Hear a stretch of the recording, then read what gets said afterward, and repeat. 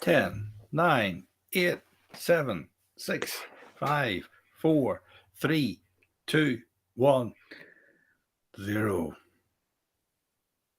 Bonjour. Bonsoir. Bonsoir. How we getting on today, Justin? I'm actually just sending a message to a mate of mine there. He literally just sent me it just before. Just to tell me that he's on the Black Bush tonight. Right. Yes. I heard spraying there. Were you killing the fly or something like that there? What was going on there? No, because my throat's still a little bit tender, Justin, and right. I haven't really had a drink in over 2 weeks. I've had a couple of wee whiskies here and there, but that was just too much. So I have a numbing spray, just to help, just to take the edge off it, and I've watered it down a little bit. There's nothing else I can do, to be honest. Oh, right. I don't have that problem. You didn't get half your throat cut out. I wasn't talking about numbing that, but anyway. Yeah. Listen, just so you all know, by the way, Justin killed my car last week. So he did. I know that's what I was going to save it until later on that your car died. You know. No, it didn't die. You killed it. It was perfectly all right, and then you get in it, and then you killed it. It wasn't me that put the scud on it. Although I did go to a coffee shop in Dublin today, and I walked up and I asked for something, and guess what? They weren't serving it anymore. That's correct. Yes. That's fairly typical. No, my mate Dom, he killed it, to be fair. Not really. I can't really blame Dawson as much as I would like to. There we go. We better say hello to everybody. But we have a rather interesting show tonight, and we're going to do it in 3 parts. We're going to do it in 3 parts to tease you tonight, because there is a lot to it, and there will be an even longer version of this show coming out, because it's well over an hour's worth. So this is like the television version, and then the film version is out. What date we're putting the film version out? The 12th or something like that? Yeah. No, 12th next Saturday. We've another show, but it'll be sometime during the week. We'll put it out. All right. So, well, when's the exact launch date of this lovely Lakeview single? 11th. I think it's Friday. 11th. I think it's a Friday. We'll put it out on Friday on the launch day, because everybody will be googling it then. If you're watching tonight, remember to comment, like, and share.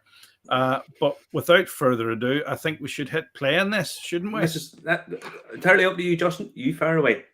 Here we go. We all the way down, and it was an adventure. We'll tell you all about that at a later date. But we travelled all the way down to Killarney. We came down to the Lakeview estate. Now, we've met Sir Maurice O'Connell before, but we've come down because it's a little bit special this time, because he's going to be releasing his single estate, and there's a little question about this too. He had to do a bit of persuasive work for this. His single estate Lakeview pot still whiskey. Now, Sir Maurice, how are you, sir? Good, thank you. A pleasure to meet you again. We find you. It was raining earlier on, but once we come down, never rains here. The sun shines here now. Now, you must be very excited. This is a bit of a journey, a bit of an adventure. Yeah. Now, fill us in. So the O'Connells started off in Kerry, in this place, Ballycarbery Castle, in about 1450, and our business then was importing wines and spirits from Spain and Portugal, and that was a legal business in those days. And it was only after Cromwell's troops sacked the castle and 1661, excise duty was introduced. So what we'd been doing entirely legally for hundreds of years suddenly became taxable. And there's not really the Kerry way or the O'Connell way to bow to taxes imposed from afar. So we started doing the same thing, but only they called it smuggling. Right, okay, And yes. so it built up to quite a big business under this guy, who's another Maurice O'Connell, known as Hunting Cap. Yes. And he had a fleet of about 7 or 8 ships going to and fro from the continent. And nobody noticed this. Well, the thing is, he was Justice of the Peace. Right, so okay. all his clients would have been the gentry of Kerry, and they didn't want their supply chain interrupted. Also, where he was a place called Derrynane down the coast from here, and that's a natural harbour hidden from the sea, surrounded by mountains. There's only O'Connells and O'Sullivans in there, so if you were somebody different, you tended to stick out. And the revenue really didn't get a look in for many centuries. Right, okay. So he built up a really prosperous business, and basically he was importing wine, spirits, luxury goods, silks, and the trade in the other direction would have been young men going off to the continent to make their fortune, because under the penal laws, Catholics weren't allowed to have any employment prospects in Ireland. Yeah, essentially. So his brother is this guy up here, Count Daniel O'Connell, who was a general in the French court, and he was awarded this Order of St. Louis, the red sash there, for saving the life of the Dauphin, who was the French king's son. So that's how he got into the court. And because he was in the court in France, he arranged for his nephew, Daniel O'Connell, who's this man here, to be educated in France. And so Dan went to be educated in Douai, and that coincided with the start of the French Revolution, and he got involved. He saw the bloodshed there, and he resolved that he was going to achieve revolutionary change for Ireland and Irishmen, but using peaceful means only. Yeah. And so in Ireland, we're taught Catholic emancipation, which, with the best will in the world, is not really the most engaging subject these days. But he was a really interesting guy. He was a civil rights campaigner, essentially, and he was very involved in anti-slavery campaigning.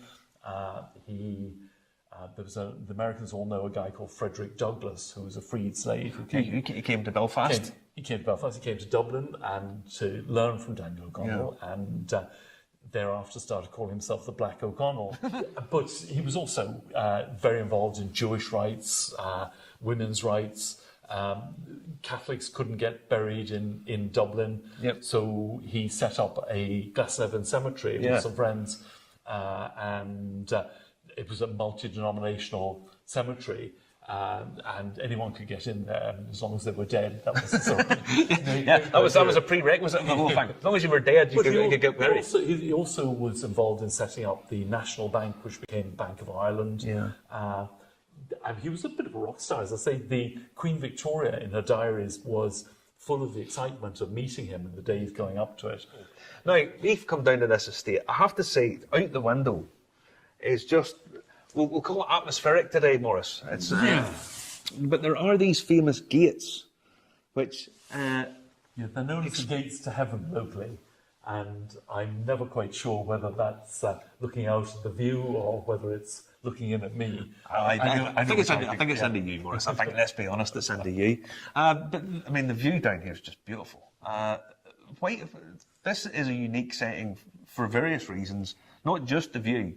In terms of climate, and this is a bit more important for stuff. Yeah, well, I'll tell you about that down in the storehouse. Should we go down and see the down whiskey? that way, yeah. Which is what you've come for. Well, let's be honest, it is. We've sat through a bit of history, so we've done the history. We'll say the good bits now. So, that's a taster of what's to come, and it's pretty impressive, isn't it? It is. Well, to be fair, the whole place, Killarney's a beautiful spot. I was going to say the drive down was nice, but we didn't get driving down because you killed my car. But just a little bit on the Sir Maurice thing, because I got asked the question about that the other day. His ancestor was awarded a baronet when Ireland was still part of the United Kingdom and Ireland and stuff, and it's a hereditary title. and it means that it's a hereditary Sir.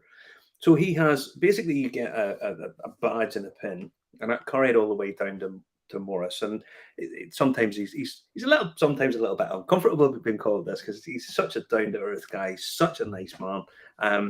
But technically, he is a Sir. He can use that title. So we like that. It's 900 years of heritage in that area. So I like it. I like it. We saw the medals and stuff. It's certainly impressive. It certainly Yeah. is.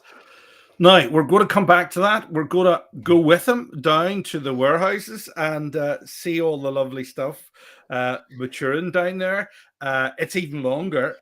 Go in depth into the full ins and outs of the Lakeview single estate, and then we'll come back after that, and we'll actually you can see us trying it, or you trying it, because I'm just mesmerized by the whole thing.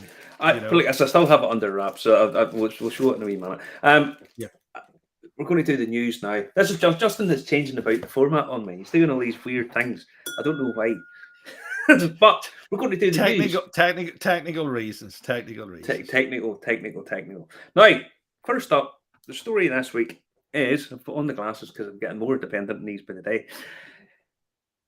Article this week, Peter Mulryan of the Blackwater Distillery put an article out this week highlighting kind of the plight of distillers and just how tight it's getting for them, just the rising costs. Now, in the article, it's in the Irish News, he says energy bills are up 60%, and no matter what way you look at it, distilling, you are having to heat thousands and thousands of liters of liquid, which is hugely energy intensive. Okay, it's just has to be done some way. And if you're a small producer like Blackwater is, you've no economy of scale. You've no real room because people like being in these rural regions in the countryside and so on and so forth. So you can't upscale it. And small regional local power generation, unless you're going to spend a lot of money getting that, it's kind of hard to get. He highlights that you can't get gas over to him, so really he's kind of stuck. So oil and electric's really what he has to use. So that energy has went up 60%, cardboard is up 40%, glass is up 40%, malt is up 100%, and then the transport costs as well. So I rather suspect basically what this article is telling you is whiskey is going to get considerably more expensive in the very near future. I thought the raw spirit had already gone up dramatically. Well, in Ireland it's went up just because simple supply and demand. Any aged spirit, there isn't that much aged spirit about. People want aged spirit, so the cost of it has flew up because it can only come from a certain number of the producers, because there isn't that many about. But Blackwater, they have their own spirit is coming very, very shortly. But I mean, the likes of Killowen, Short Cross, some of the other guys, their spirit's just 3 years old. They're 3-4 years old. Some of them a little bit more than that, but not much. So aged spirit has went up. But new make today is going up considerably, and you need to pay your bills today for something that you're producing 3 years down the line. So to keep the lights on now, you have to make your money now to kind of keep it going. So I rather suspect whiskey, the prices of it are going to go up in the near future. So my advice, probably best have a look at it now, get it bought now. Yeah, good. Some people get in touch tonight already. Thomas Jones says, "Hi Marty, Aldi in Ireland from next Thursday are selling a 7-year-old grain whiskey, right, for €30. What do you make of that?" Well, put it like this: it's a 7-year-old grain whiskey. In Irish terms, that represents really good value for money. But go and say that to somebody in Scotland, a 7-year-old whiskey is a bargain at 30. It's just this. I know it's two different industries, but it's grain whiskey. It's much, much, much cheaper to produce. So yeah, it's it's nice that they're doing it. It's a reasonable price, gets people drinking it. Good on them. But it's when you can go and buy a Black Bush, for example, which is a 7-year-old aged spirit that's much higher. It's got a fairly high malt content. You balance the two of them out. It's a nice thing to do, but it's not as remarkable as some people seem to be making it out. Yeah, it's a nice thing. Don't get me wrong, but we don't have Aldi in Northern Ireland, so we're going to have to just suck it up. But we are down there in a couple of weeks. So that's if we get there. If you don't kill my new car that I had to buy because you killed the old one. No, you've Time got a and dumped hairdresser. on my car. It's Justin's fault. You've got a hairdresser's car now as well. You've got a hairdresser's. It's not convertible. It's not convertible. I am now a Burke and a Merc. I bought a cheap Mercedes. All right. What's next tonight? Well, next up, it's the Scotch Whisky Association has published the Code of Practice, and this is about responsible marketing and promotion of Scotch whisky, and it includes influencers for the first time, which apparently me and you are. Apparently, me and you are influencers. We influence people what they're going to drink, right? What does it say about us? It's all dead funny. It's a bit weird. I have to pull it up because I have it here. It's 33-page document, and it covers sexual and social access, which I went straight at the as you're sort of wanting to do. Okay, we'll have a flick. I don't know. I don't know whether you're allowed to say that anymore. Where are we? Protecting the underage and so on and so forth. Models, actors, and celebrities. Companies should have in place procedures to confirm the age of those shown drinking or with a significant role. So you're not allowed to promote it at kindergarten and something. Now, here's the social media influencers. When available, all paid influencers, which we are not, must age gate posts on digital platforms to prevent minors from seeing this content. I think you do that, don't you? Yes, it's not made for children. I click the no that's box. okay. So Excellent. if you're looking on your children's tablet, you might be able to watch it. All right. If you don't know how to switch off parental controls, there you go. It goes on. It tells you about responsible guidelines, asking influencers to comply with the company's responsible marketing code. You're supposed to tell people, by the way, please drink responsibly. Okay, drink responsibly, folks. Okay, that's we've said that before. I've told everybody from day one that I did the thing. I have done my drug and alcohol awareness training. Anybody that's any problems, think of any problems with booze, if they want to get in touch with me, I'm not hard to find. All you have to do is drop me a line. So, but it tells you this is part of the guidance. Now, if you stroke down, go down to, let me see, where is it? It talks about cask strength, drinking and driving. Don't be doing that. Sexual and social success, page 14, right?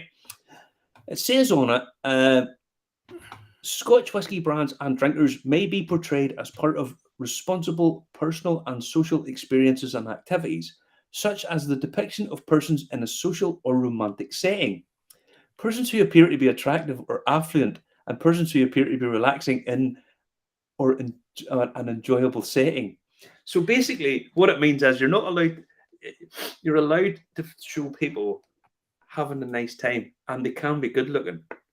I thought the only problem they had in Scotland was the rock climbing one, although I've seen another rock climbing one that they seem to have got away with. Well, it's all a bit strange. It says on it as well, marketing communication should not suggest that drinking Scotch whisky enhances sexual capabilities, attractiveness, masculinity, or femininity, nor suggest any association with sexual activity or sexual success. So basically, it's not to show you getting some girl boozed up and trying to get your wicked way with her. That's not allowed. You're not allowed to do that. Even though, let's be honest, I can't do the show from next week if that's not the case. You're not allowed to show sexual success. I mean, I'm not exactly 100% sure what exactly they're showing in this. Some boy waking up in the morning with a bottle of scotch in his hand going like this.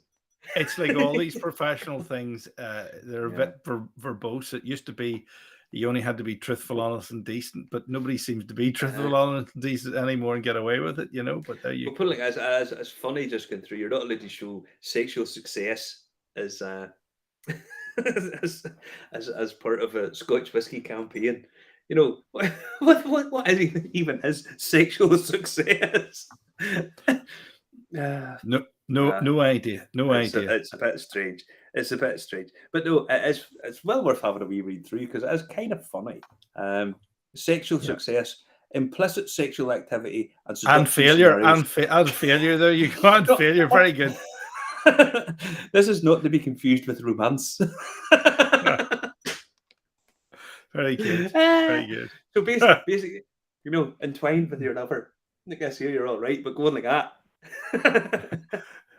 you sitting naked from the top down at a desk. Can you imagine if you used your sort of like 24-year-old for cooking a cake with? You'd go ballistic. It's all ballistic. It's all I know. But no, it's funny. It's just funny. I laughed at it when it said you can't show it being sexually successful. Madness. Madness. Where are we going tonight now? We're going to Bushmills. Going to Bushmills because Bushmills released a new advert, and based on the Scotch Whisky Association's guidelines, we'll have a wee look at this advert and see whether or not we think this. See whether or not Murray's up with this. Okay, here we go.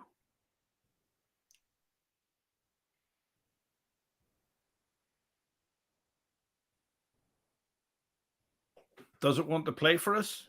It doesn't want to play for us.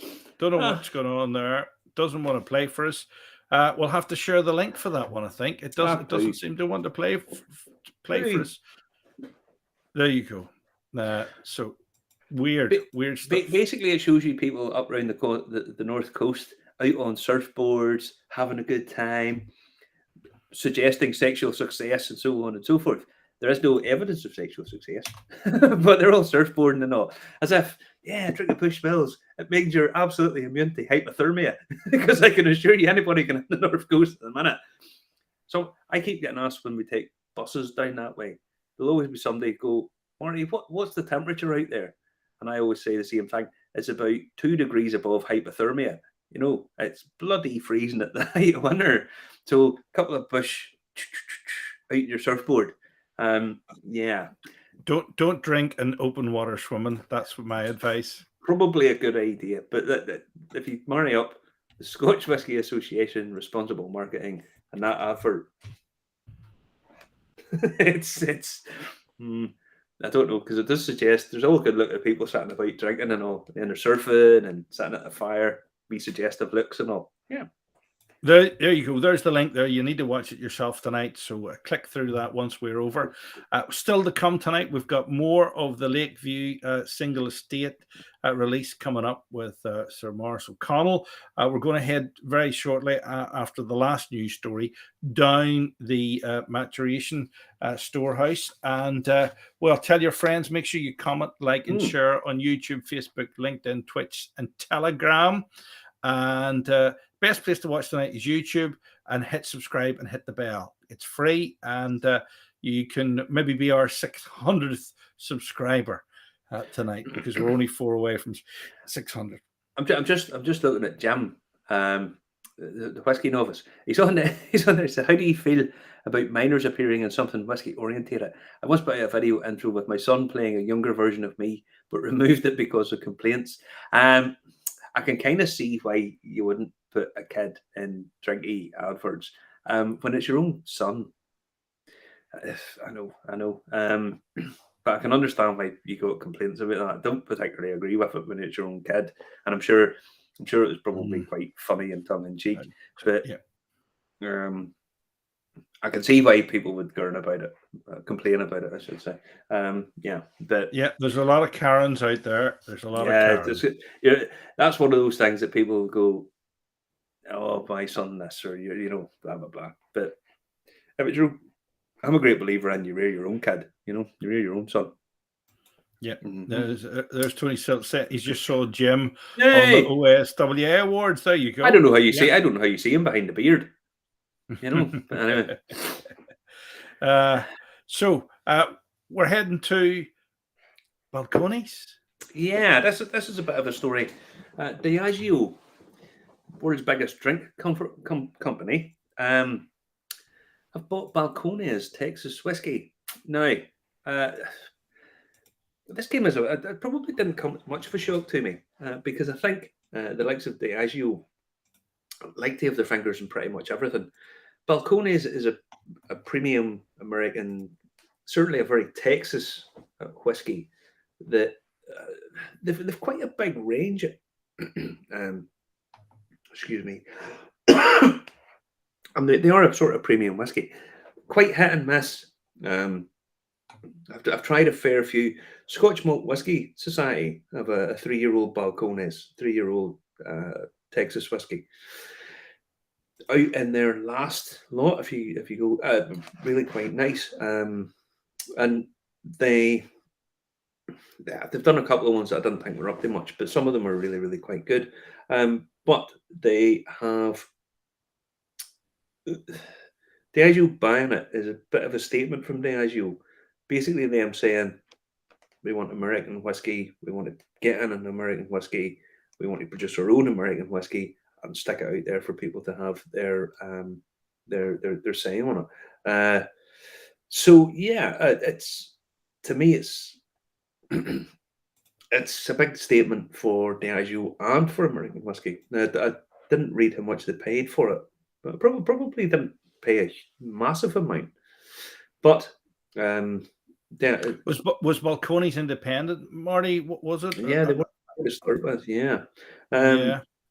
they've done a couple of tie-ups and stuff, and they have quite a fairly big range of stuff. And they've even done a what's the name of the desert wood mesquite wood finished whiskey, which experimental. I tried it. It wouldn't necessarily be something that I thought was particularly good.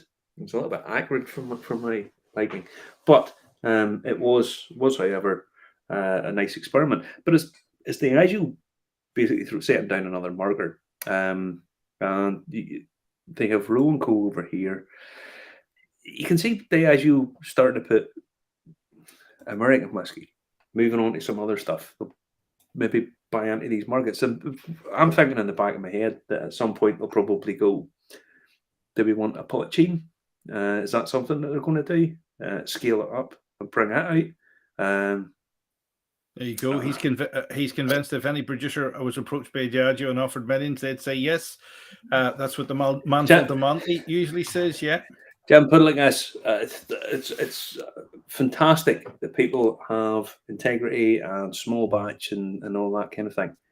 Once a big boy comes and waves a big check and takes all that pressure off small producers and says, you don't have to worry about any of that anymore. All you have to do is keep doing what you're doing.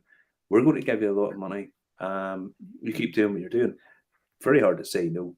Very hard to say no, you know. Well, it's that time again. We're going to head back down to Lakeview and have a nosy, are we? Just before we go, I'm going to unwrap this because this is why we went down. This rather magnificent thing. Wow. Fantastic fall. It is beautiful. But there's a story to the bottom, right? Hang on, I have to be very careful here. There's a story to the bottom. I mean, it is lovely bottle, lovely presentation, Fantastic. nice little card over the thing. Like it's almost like a Christmas present. Yeah. And anyone, I've been a fan of Liberator Lakeview stuff from the first time I tasted it. I thought it reeks quality. It really does. It's well done. It's well produced. And there'll be people say, "Oh no, but they don't have their own distillery." They don't necessarily have to. Now, we'll hit play, shall we? We'll hit play. Have a look at this, folks. We'll be back in about 20 minutes' time. Look at this. Wow.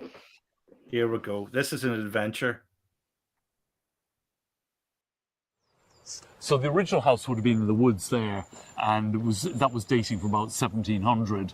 And So in 1860, Queen Victoria came to Killarney, and my ancestor James was one of the great and the good, entertaining her not entertaining, receiving her in Killarney. And so he got a title in 1869. So either he or more likely his wife decided they needed a house more fitting to their new station. Of course. So this house was built. And this So, house. So this house dates from 1870. Yeah. But when we came here in 1820, this was McCarthy land, and my mother was a McCarthy. So between my mother's side and my father's side, we can claim to have been here for 900 years. So were the two families both from this part of the Yeah, world? absolutely. This was All the way through? McCarthy. This is all McCarthy land for millennia, really. It's beautiful. It is really, really nice. And so these were original farm buildings. Inside this two-story section, we found the foundations of a 12th century castle there. So there's been people on the land here for a long time. And these places, when the new house was built, these buildings were refaced, and they've had various lives. This particular building here was a cowshed that a great uncle of mine converted in the 1960s into a house for himself, and he spent all his life in the Far East, and he put up this plaque in Chinese which reads "House of Contentment." And For rest and recuperation. yeah. And I sort of grew up with that, and it doesn't really mean anything. Who gives a? But when Subsequently, we had it retranslated in Hong Kong, and they said, "You do realise that's a euphemism for brothel, don't you?" So he was obviously having a joke at our expense. So Yes. we go through this way. We'll go through that. So this is now the House of Contentment. This is our maturation storehouse. So we're doing two things here. We were growing our own barley, as you know, in this field here, which is the hilly field. And that gets distilled for us into pot still by Great Northern Distillery and comes back here for maturation. And that happens inside here. The other side of what we're doing is we have our Liberator range of sourced whiskey. Yeah. Basically, we're commissioning spirit from 7 different distilleries at the moment, and we're building up a library of flavours and styles from which to create new blended whiskies. And that happens in here as well. Are you doing the blending yourself? No, I need help for that. I've tried. I can do some things are obvious to me, but when it's a bit more nuanced, I need somebody. I need some help. So we have a panel of 3 of us who do it. We have a Scots guy who will only do things the way they do them in Scotland. I have a German lady who provides a sort of international, because in Irish whiskey we're competing with the world, we're not just competing with Scotland. No, absolutely. So she gives us that style, and I have my top and swerve as well, and I'm always pushing to have more port finished whiskey, which is what I like. Ain't nothing wrong with that. No, exactly, and so between the 3 of us, we work out what we're going to do. So, welcome to the House of Contentment. Exactly. This is my happy place. So, what we're doing, the whiskey generally starts its life in these bourbon barrels, and after a few years, we transfer them into different casks for finishing. First casks we had were these tawny port casks, which I sourced myself in northern Portugal. We try and use casks that have a connection with the family history. And as I was telling you, we were importing from there a long time ago. And Francesca's family has family up in the north of Portugal. So we're there quite a lot. Yeah. And I speak Portuguese after fashion. I actually negotiated for these in Portuguese. Wow. So it's actually amazing they turned out to be barrels. And, Didn't arrive with a sofa. could quite well have been. So just to show you what that does to the whiskey, if you look over here in the window, we have... On the left-hand side is after 3 weeks. The middle one is after 3 months, and the right-hand side is after 9 months. And I think there is, here. This is one we had left in for 12 months. Wow! And just look at that colour. Just nose it now. That went far too far, but but it gives you, it shows you exactly what it does to it. I mean, it's fig rolls in a bottle, really, isn't it? It is. I was going to say syrup with figs. This is exactly what you're getting off at. Yeah. But I mean, you guys are finishing in spirit, but you've bought really good quality casks, and that shines through in your spirit. Thank you. It's nice. It's nice to know that. I mean, there's a lot of rubbish around, so you do have to be very careful. Yeah. These ones are Muscatel sherry casks that I sourced last year, and I was given a bottle of the sherry that was originally in the casks. And on that basis, I bought these casks. It's really important to know what was in them beforehand, because it gives you an indication of what you're likely to get out of it at the end of the day. We did a release of this. I don't know whether you tried that, the Malted Muscatel. It's really delicious. I mean, it's just raisins. Lovely syrupy. Yeah. And we have some Sauterne casks down there, which connect with our French family. There's some rum casks there. My mother's family had connections in Barbados. Not slavery, it's post-slavery. No, they had department stores in Barbados and the Caribbean in the early 20th century. And through here, we have my new babies.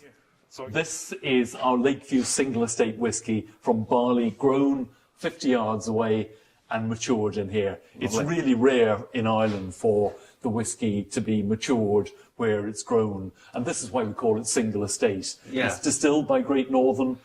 To me, that the distillation doesn't owe anything to a sense of place. No. Everything that is relevant to a sense of place is done here. Now, we'll have to talk about this, because where you are, we touched on it up in the house. In terms of geographically, you're in a fairly unique position, in a fairly unique place where you are geographically. Why is that? Yeah, we have a very special microclimate here. The Gulf Stream comes over the mountains there and drops any rain that's coming on the lake and on this land. So the weather is really variable. When you came this morning, it was pouring. Within half an hour, it's beautifully sunny again, and that'll change again. So we get really variable weather, and those variations in weather, in temperature, are changes in pressure. And each of those changes in pressure causes the whiskey to expand into the wood and contract. So we're getting a lot of variation. The Gulf Stream also gives us a certain warmth that isn't available elsewhere. And this interaction between the wood and the cask happens when the temperature is above 7 degrees. So we've been measuring temperature here for the last 4 years, and from that you can see there's 7 degrees. So we have a maturation season here of about 10.5 months of the year. So above that level, the whiskey is interacting with the wood. So that compares with places like Speyside in Scotland, which has around 6 months of the year. So we're getting a much longer maturation season, and within that, a lot of variation. And that's causing our whiskey to mature more quickly. So basically, you're pulling more flavour out of the casks quicker than you would be in say, the Highlands in Scotland. You taste it now shortly, and you can tell me what you think. Absolutely. But people are generally saying that it's tasting like a 5 or a 6-year-old at 3.5 years. So this is really exciting stuff. This is the holy grail for whiskey makers. I don't know whether we can replicate this long term, but it's just a really interesting thing that's happening at the moment. That's why we released this coming of age release of the Lakeview single estate whiskey, just to showcase this and get people starting to talk. There's been a lot of talk about terroir as it applies to where barley is grown. We have that here. You have. Whether the land is good, whether the barley is good, is down to us. What variety of barley are you growing? Laureate. We started with this is actually first year was Olympus, and we've moved on to Laureate. Why was that? It was the Olympus. We lost half the crop because it was lodging, because the weather is really temperamental here, and it knocks it down. The Laureate is a bit more resistant to that, so it seems to work better for us here. Now, the single estate appellation you've got. Yeah. This you had to argue your case Yeah, well, not really, because it's a name as far as anyone's concerned, as far as Department of Agriculture is concerned. But what they wanted us to do, they wanted us to put on the label that this whiskey was produced for us by Great Northern Distillery. Yeah. It wasn't. No. We did a lot of the work on this. Yeah. We grew the barley.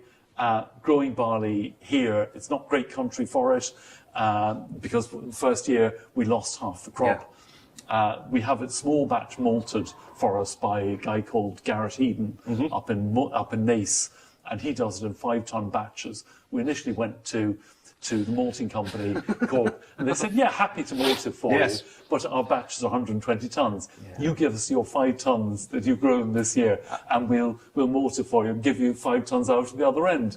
But it's not mine, so it's hugely expensive to grow it. It cost me almost 3 times as much to grow barley, malting barley, and have it malted as it does to go out and buy a commodity.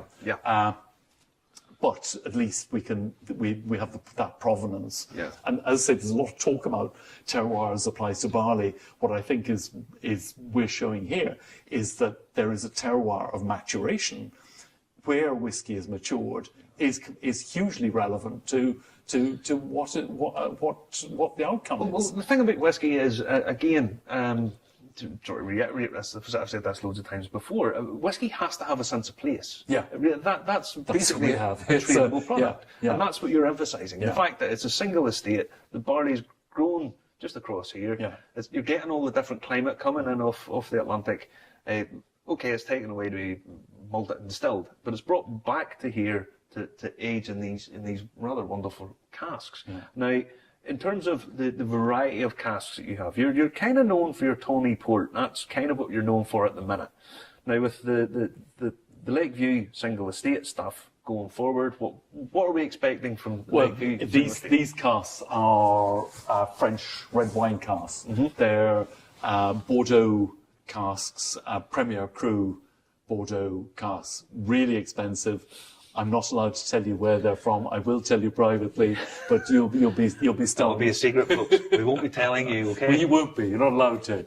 Right. I'll get into trouble. But it's had a fantastic effect on them. They've actually been shaved and retoasted, but they're shaved by hand. STR casks are shaved with a flail, so it closes up the grain. These are shaved with the grain, so the grain is left open. Okay. So the whiskey can go in and out of it more readily. They've done a fantastic job, not least on the colour. You've seen the colour; it's just extraordinary.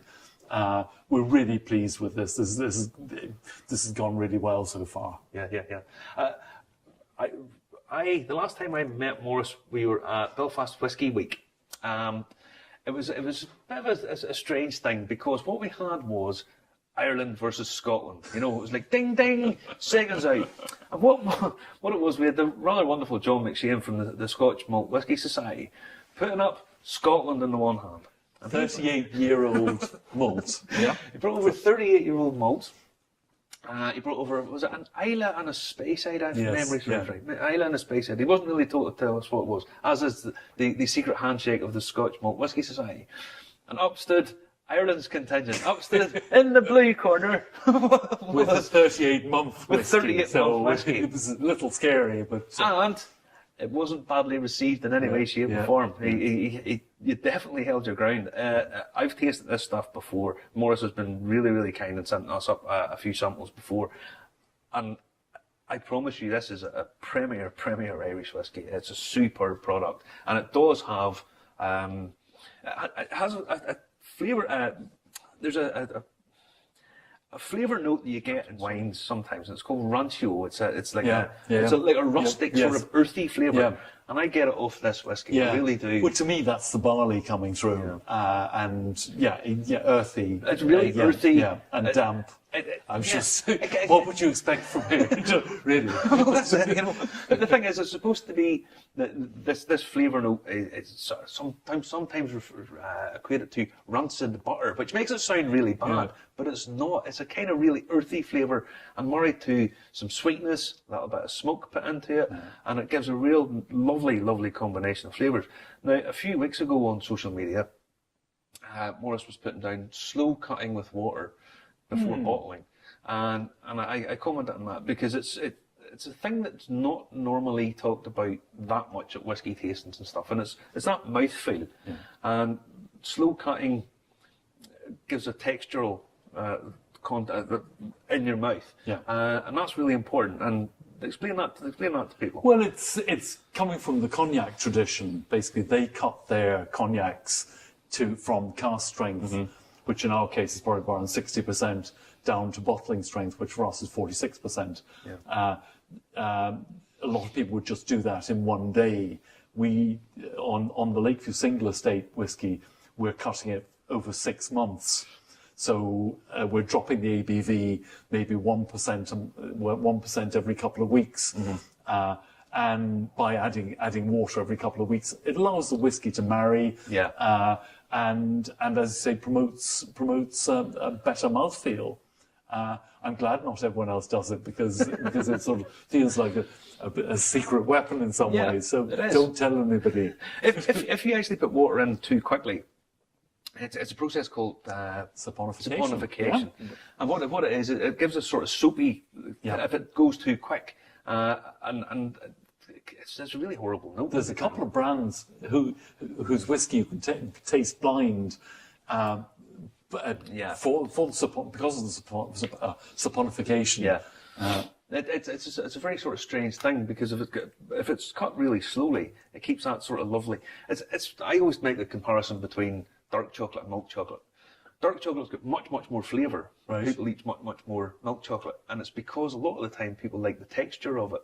Dark chocolate doesn't have the same texture as milk chocolate, and when they get that milky flavour, they go, "That's really nice." It's not actually the flavour they're going for; it's the luxurious sort of chocolatey feel as opposed to the flavour. I hadn't thought of the chocolate thing, but you're right. But when you get that, and people focus an awful lot on flavour, and they forget some of the other characteristics that sometimes go into whiskey. Down in here, it's lovely and quiet in here, I have to say. And Justin's even made quiet.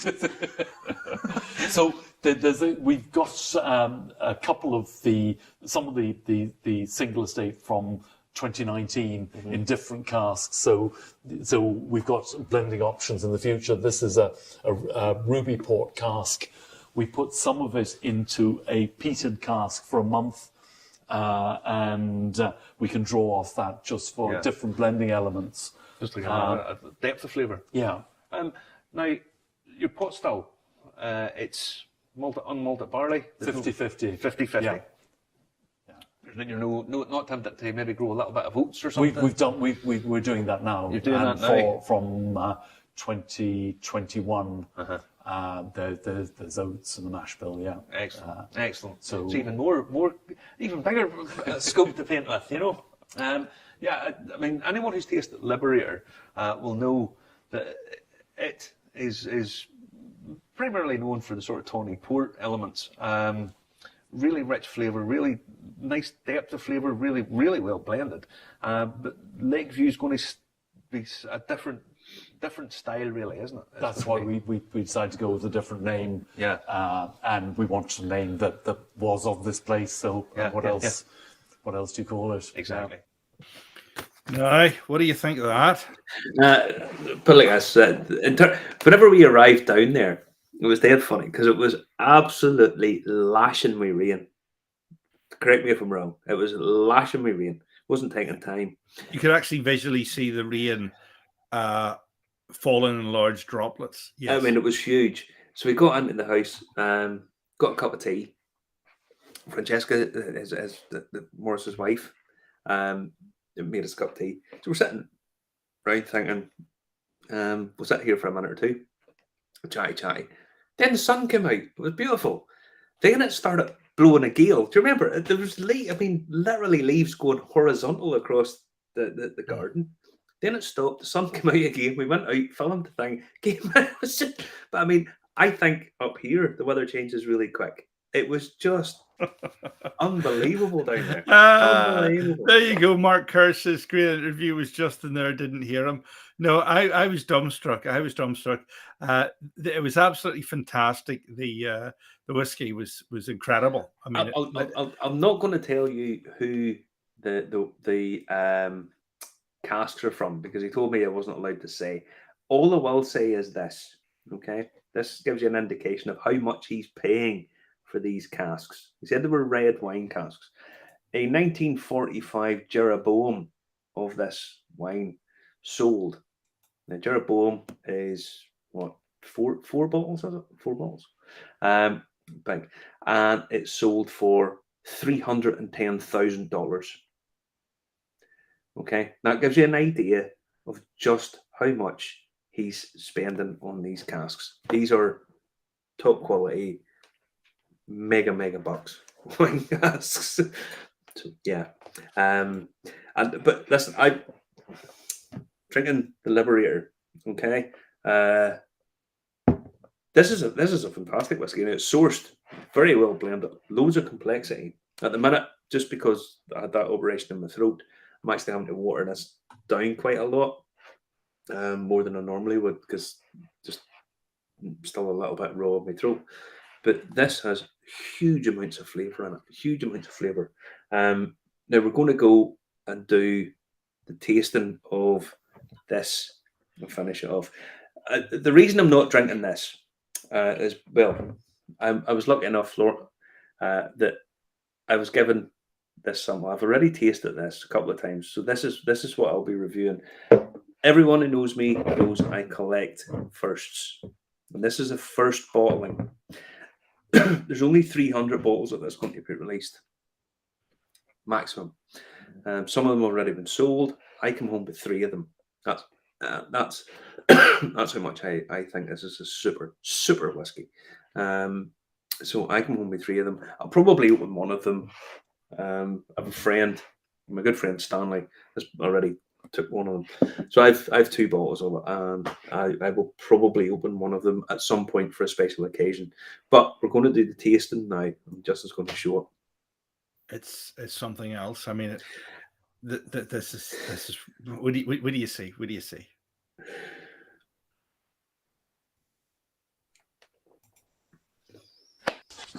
It's cold out there, so it is. Yeah, For it us. is. We're up here. This is about. If I had to drink whiskey in a room, this would be pretty much ideally where I would be drinking. Nobody actually has to drink whiskey, but it's a Oh good no, thing well, they do. it's a good Yeah, job. it is. to do. It's a lovely room. Yeah. It's a gorgeous room, all old books and stuff. Now, this So is the this is the Lakeview. Lakeview single estate. So let me. Justin. Thank you very much. You heard me speak. So this was distilled 2019 on the 12th of March 2019 from barley that was grown. It was harvested here in August 2018.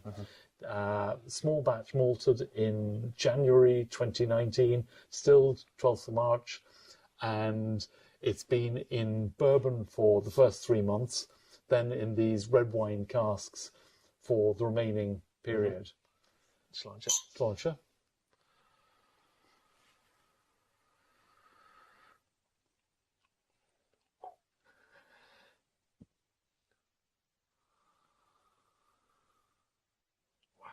Loads of big depth. Big depth of nose there.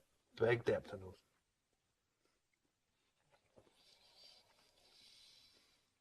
What does the man from Del Monte say? That's lovely. I think it is, but then your own babies are always beautiful, so it's you do need outside corroboration. Wow. I'll tell you what. I was at the tasting in Belfast for Belfast Whisky Week, and I tasted your spirit then, and I have to say it's premium the whole way through. I'll tell you what that is. That has loads and loads of flavour, lovely balance to it. It's got cherry notes. There is almost like cherry liqueur notes to it. Lovely barley malt coming through on it. Nice little touch, nice, very subtle touch of smoke coming through on it. But don't be confused and thinking that in any way this is like a peated whiskey. It's not. It's almost like there's a background blanket of it just at the very bottom note that sort of lifts and in some way takes a little bit of the sweetness away, but contributes a little bit to the sweetness as well. And it's very subtle. But the nose is the remarkable thing. Well, we thought that initially the nose was a bit light, and that's why 10% of it was finished in a peated cask for 1 month, and I think that just brings out some of the other flavours which needed to be done. That is just on the nose. It comes all the way down. Almost there's a porridgey note to that. There's a really, really sort of cereal malty porridge oats in the morning with cherry liqueur. That lovely, lovely little touch of smoke all the way through. That's a quality product. That's lovely. And it's 3.5 years old. I've tasted other 3-year-old whiskies, and to me, this tastes far older than that.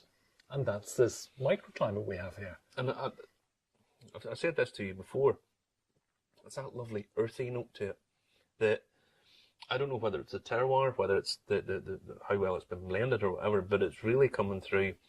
That you've got this earthy, almost damp-like quality to it, which is, it sounds off-putting, but it's not. It's a really, really sort of unique flavour that comes through on it, and it's lovely, lovely, lovely, lovely stuff. That's a real credit to you. Well done. Thank you. That is superb. Now the bottle, I have to touch on this. This is a really interesting story. The bottle design, this shape of bottle. Where did the inspiration come from? This is quite quirky. This is really nice. It was a bottle that was given to my grandmother on her wedding day in 1921, and as children, this was always sitting around. If you see, it's got a glass stopper. Yeah. The glass stopper fused into the glass neck and was never able to be opened. And there was a prize of probably about 6pence for anybody who was able to open it. Nobody ever was, until about 2 months ago. We had a Liberator-fueled evening, and somebody came up with the idea of using a hairdryer. So we used the hairdryer. We covered the glass stopper, and got the neck to expand slightly with the hairdryer heat, and finally we got it open. And actually, the smell of the perfume is probably as it was in 1921. Not lovely perfume, but it's very musky, but very fresh. Absolutely. Yeah, So you took this bottle and basically that was the idea for it, and basically we wanted to make it an experience to open the bottle. Yeah. So we wanted it sort of decanter style. So that's still another bit of thought went into it. Another bit of thought, another bit of family history, if you like. We're very short of labels, which is why the sample one doesn't have one on it. So now this is, I assume, this is the barley, yes, from which everything is Yep. made. So this is your laureate that you had. I know that's actually the Olympus. The Olympus. First year. First year. So this is very rare. And you have it made up here. Yeah. So so this is your barley. This is the whole concept of terroir. And we know that there's other producers that are really focusing on this. The microclimate down here, you said earlier on, it's quite difficult to grow barley. It's not the ideal conditions for growing it. And also, we're much later than anybody else. And you're much Ours later. is always the latest harvest in Ireland, I think, pretty much. So that you consider that is what carries all the way through into your glass? I don't know, is the honest answer. Well, I haven't been able to compare. We haven't done side-by-side maturations to be able to see whether one maturation is different to the other. But as the years go forward, do you consider it that that's going to be your signature? Yes. That'll be the signature that will come through. But this will be only a third of our production, because we can't grow. We don't grow enough barley here to we can make a certain number of bottles, but not enough to make it a viable business. We want to continue the Liberator range of sourced whiskies as well, because we've got a lot of interesting ideas coming up on that, and a lot of interesting whiskey laid down. from 7 different distilleries. But the Lakeview is always going to be this. Yeah. And is there going to be an annual release every year, or is it going to be... If it depends who's buying. Really, it does. We don't have a lot enough to lay down huge amounts of it for later releases. But age is not. I'm not obsessed with age. This to me tastes fantastic. 3.5 years. Absolutely. And so we don't put an age statement on it, although we're planning a 4-year-old birthday edition at some stage. So You don't put an age statement on it, but it's not actually on this, but you have a QR code that goes on the... there's a little tag that goes on it, and it gives you all the information you want. Yeah, so there's not and an age... actually there's a neck tag which tells you where it was distilled. So although it doesn't have an age statement, it actually has more than that. It has all the information that you want about everything that you need to know about the estate, when it was grown, when it was distilled, who it was distilled by, what it was aged in, how long. It's all there. And the same with our Liberator range. We don't put an age statement on those because the blend changes for every batch, and the components change. So we don't put that on. No, well, I have to say that's lovely. First time I tasted the stuff, I thought it was superb. The new make, I was fortunate enough to be sent up at one point, was superb in its own right, and I think the quality of it just shines through. Great Northern were really good for distilling it. The late Brian Watts was an absolute star. The first year we had 10 tons of barley, 5 tons malted, 5 tons unmalted, and they emptied 2 30-ton silos to take. They distilled it separately for us, and they have done all the way through.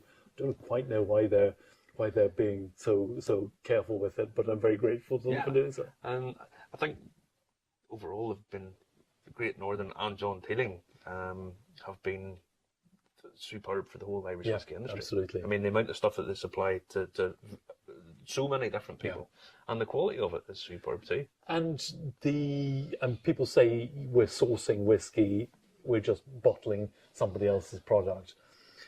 You've seen the work that goes into finishing, blending, and bottling these.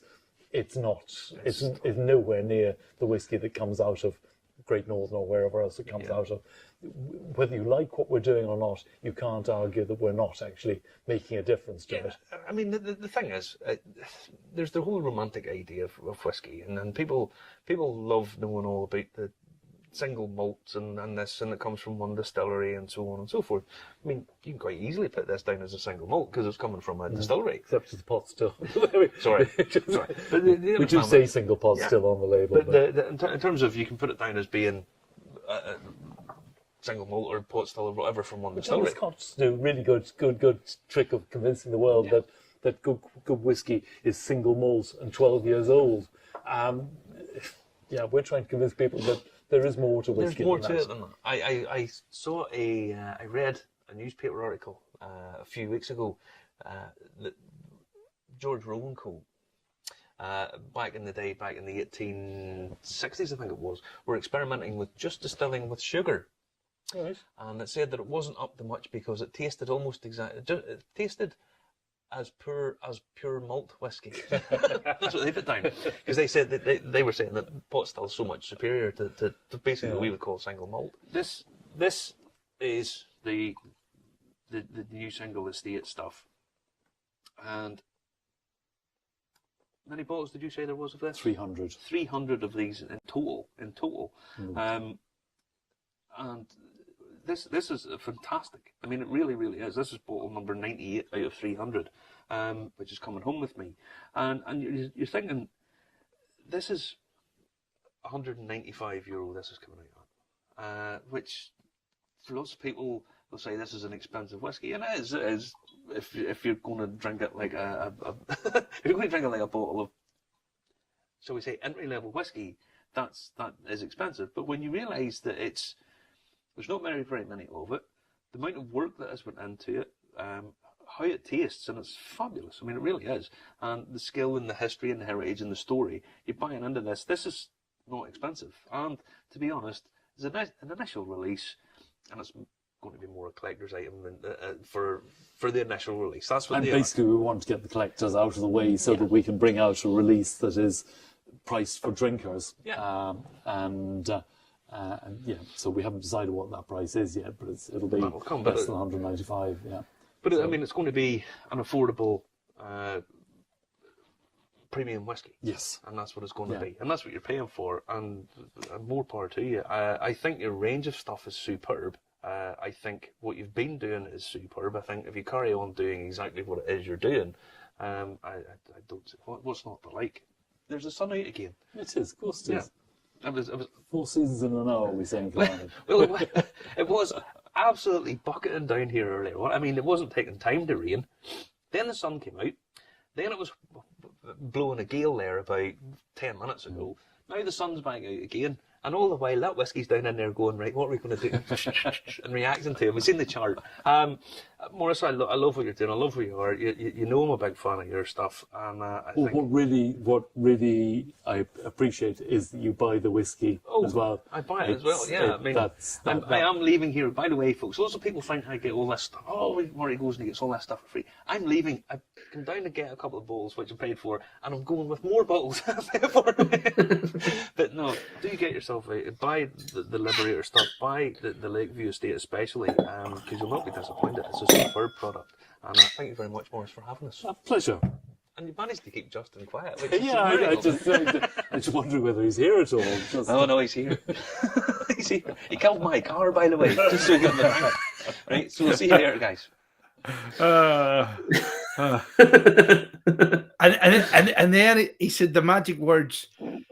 Food. We just like to stay for lunch. And I thought, gosh, it can't get any better. It can't get any better. Honestly, there's a whole lot to like about everything they're doing down there. The Liberator stuff's superb. The Lakeview, I tell you, honestly, it's one of those things that the initial releases, I like first releases. That's my collectible thing. But don't be scared of buying them. If you want to drink them, if you want something really special for Christmas, that'd be a good one to get. That's the truth. I mean, there's somebody. Tony was asking, chilled, filtered, and or color added. No. We've seen the little bottles. The little bottles. We've seen them. There's none of that stuff. It's going to be released on the 11th of November for general release. Now, there's only 300 bottles of it, so it'll disappear really quick. And the collectors, like myself, I hold my hands up to bottle number one's first releases. That's kind of what I like to have on my shelf, if I'm honest.